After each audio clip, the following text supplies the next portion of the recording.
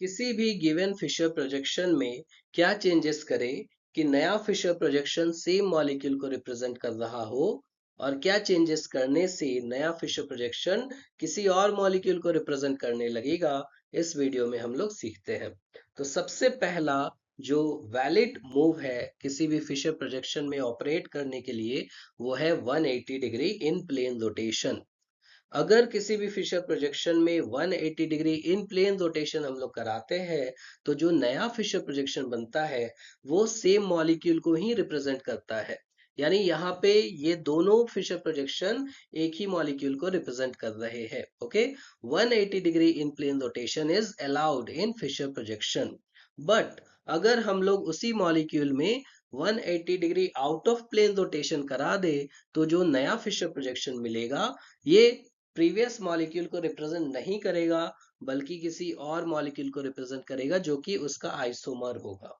Okay, तो अगर Fisher projection में 180 डिग्री इन प्लेन रोटेशन जब तक आप कराते हैं, तो नया फिशर प्रोजेक्शन सेम मॉलिक्यूल को ही रिप्रेजेंट करता रहेगा।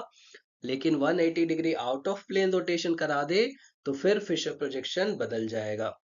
ठीक उसी तरह से अगर हम लोग 90 डिग्री इन प्लेन या फिर आउट ऑफ प्लेन रोटेशन करा दे, तो जो नया फिशर प्रोजेक्शन बनेगा वो भी किसी दूसरे मॉलिक्यूल को रिप्रेजेंट करने लगेगा।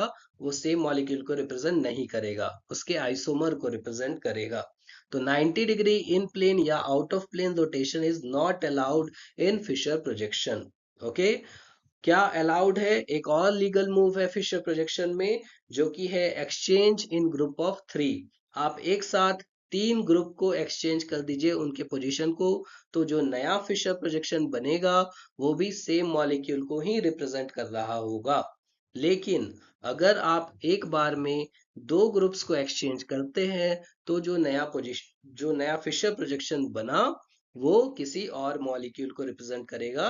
किसी और मॉलिक्यूल कहने का मतलब है कि उसके आइसोमर को रिप्रेजेंट करेगा, सेम मॉलिक्यूल को रिप्रेजेंट नहीं करेगा। ओके, तो पूरे फिशर प्रोजेक्शन में सिर्फ 2 ही मूव लीगल है। 180 डिग्री इन प्लेन रोटेशन आप करा सकते हैं, उससे मॉलिक्यूल जो फिशर प्रोजेक्शन रिप्रेजेंट करेगा, नया फिशर प्रोजेक्शन भी उसी मॉलिक्यूल को रिप्रेजेंट करेगा। और दूसरा लीगल मूव है एक्सचेंज इन ग्रुप ऑफ 3।